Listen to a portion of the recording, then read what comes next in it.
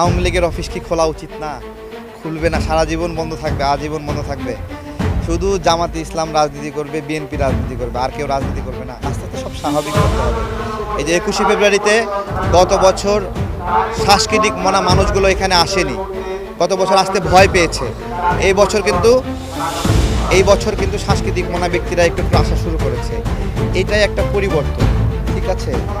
শুধু ধর্মভিত্তিক গোষ্ঠীর উপরে দায়িত্ব চলে যাওয়ার ফলে একটা যে নেতিবাচক প্রভাব পড়ে, তা সেখান থেকে এইবার একটু লিবারেল জায়গা থেকে এবং সত্যিকারের বহু ধর্মীয় চর্চা একটা লিবারেল সরকারের সময় সম্ভব আমাদের হাতেই দায়িত্ব চলে যাবে একটা ধর্মীয় সংগঠন হিসেবে।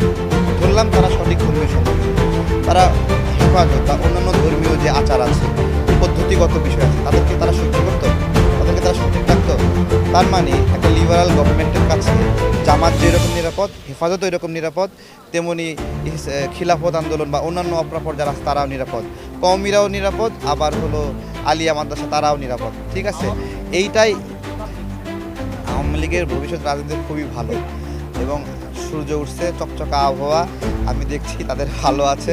কিন্তু তারা যদি মনে করে তারা প্রচলিত রাজনৈতিক সিস্টেমে বিক্ষোভ করা, আপনার হলো ভাঙচুর করা, গাড়িতে আগুন দেওয়া, ক্ষোভ প্রকাশ করা, এগুলোর এখন